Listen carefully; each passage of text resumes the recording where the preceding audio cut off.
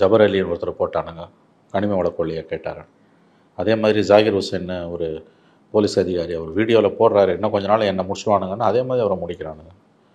அதே மாதிரி மயிலாடுதுறையில் வந்து கள்ளசாராயத்தை தட்டி கேட்ட ஒரு கல்லூரி மாணவனையும் 17 வயது பள்ளி மாணவனையும் வெட்டி கொண்டு இருக்காங்க.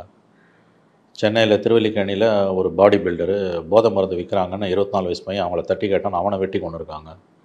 இது மாதிரி வந்து அடிக்கிக்கிட்டே போகலாம். இது அவங்க கவர்மெண்ட்டில் குறைவு புள்ளி விவரத்தை வச்சு சொல்கிறதுலாம் அயோக்கியத்தனமான வாதம். சட்டம் ஒழுங்கு முற்றிலும் சீர்குலைந்து கிடக்கிறது தமிழ்நாட்டில்ன்றது தான் உண்மை. ஆணவ கொலைகள் இந்தியாவிலே அதிகமாக நடக்குதுன்னு எவிடன்ஸ் கதிர் சொல்கிறாரு. உடனே எவிடன்ஸ் கதிரை அவருக்கு உள்நோக்கம் கற்பித்து அவரை இழிவுபடுத்துறது. இந்தியாவிலே ஆணவ கொலைகள் தமிழ்நாட்டில் அதிகம்னா திராவிட மாடல் ஆட்சியில் வெக்கக்கேடான விஷயம் இல்லையா? இது எதை வச்சு நியாயப்படுத்துகிறாங்க? அப்புறம் படுகொலை செஞ்சுட்டு நீதிமன்றத்தால் உச்சநீதிமன்றம் வரைக்கும் போய் தண்டிக்கப்பட்ட குற்றவாளிகள், ஆணவ கொலையை செஞ்சவங்க, அவங்க வெளியில் வரும்போது அவர்களுக்கான வரவேற்பு, அவங்கள போராட்டுறது, அவங்கள போற்றி புகழ்கிறது, மேடை போட்டு அவங்கள கொண்டாடுறதுக்கு கேலி கூத்தனா வேறு எங்கே நடந்திருக்கு? இங்கே தான் நடக்குது. அப்போ இதெல்லாம் பார்த்துக்கிட்டு இந்த அரசு அமைதியாக இருக்குன்னா இது என்ன அரசு? கள்ளக்குறிச்சி ஏப்பா நடந்துச்சு? நாங்கள் வந்து மரக்காணத்தில் 23 பேர் காசு கொடுத்துட்டோம். பிறகு ஏன் கள்ளக்குறிச்சி நடந்துச்சு? இல்லை, அது வந்து அங்கே உள்ளுக்கு இருக்கிறவங்க 40 வருஷமாக காய்ச்சிக்கிட்டு இருக்காங்க. என்ன சார் இது பதில்? சென்னை உயர்நீதிமன்றம் சொல்கிறாங்க, நீங்கள் வந்து அங்கே போய் பாருங்கன்னு. இன்னும் வரைக்கும் தமிழ்நாடு முதலமைச்சர் திரு மு.க. ஸ்டாலின் அவர்கள் போகவே இல்லை. ஏன் பயமா? இந்த காலை சிற்றுண்டி திரு எடப்பாடி பழனிசாமி அவர்கள் முதலமைச்சராக இருக்கும்போது நுங்கம்பாக்கத்திலே இந்த திட்டம் ஆரம்பித்து வைக்கப்பட்டது. ஆனால் ஆட்சி வரல, அதனால் அது பண்ணலை. ஆனால் நீங்கள் காப்பி அடிச்சிட்டிங்க. அதை தான் அவர் என்ன சொல்கிறாரு, ஸ்டிக்கர் ஓட்டுறாங்கன்றாரு. அத்திக்கடவு அவிநாசி திட்டம் 90 விழுக்காடு வேலை முடிஞ்சிருச்சு.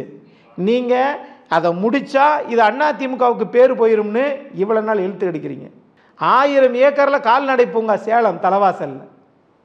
சார், ஒரு வறிய நிலையில் இருக்கிறவங்களுக்கு தான் சார் ஏழைகளுடைய அந்த கண்ணீரை பற்றி தெரியும்.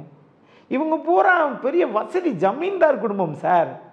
இவங்க சாதாரணமான ஆட்கள் நினைக்கிறீங்களா? நினச்சிடாதீங்க. 60 வயசு ஆகுது தமிழச்சி தங்கபாண்டியன் அவர்களுக்கு. தேர்தல் பிரச்சாரம் பண்ண வந்த இடத்துல என்ன சொன்னார் உதயநிதி அவர்கள்?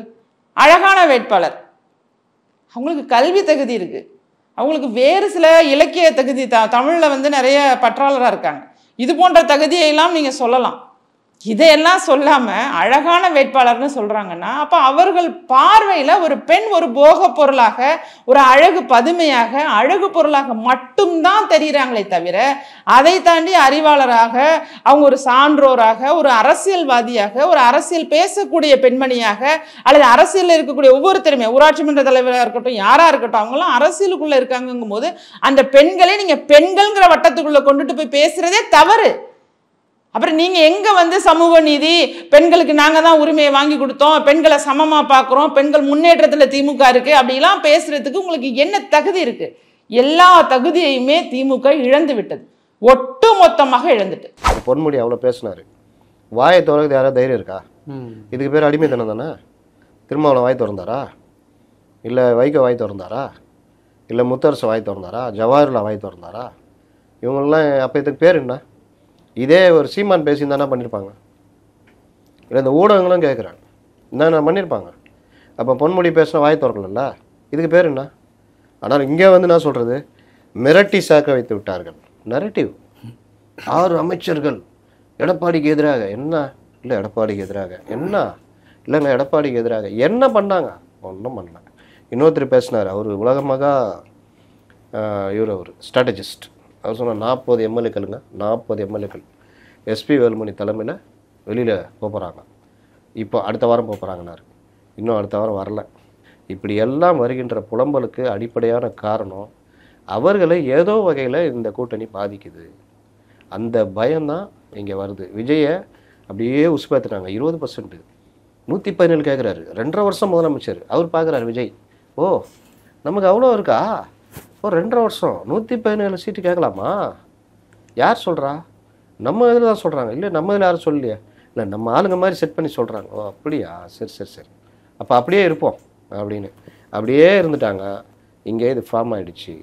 அதனால் எல்லாருக்குமே கிட்டத்தட்ட இந்த கூட்டணி ஃபார்ம் ஆனது பிரச்சனை. கரெக்டாக கொண்டு போனாங்கன்னா 2021 39%, 45%, 6% தான் வித்தியாசம்.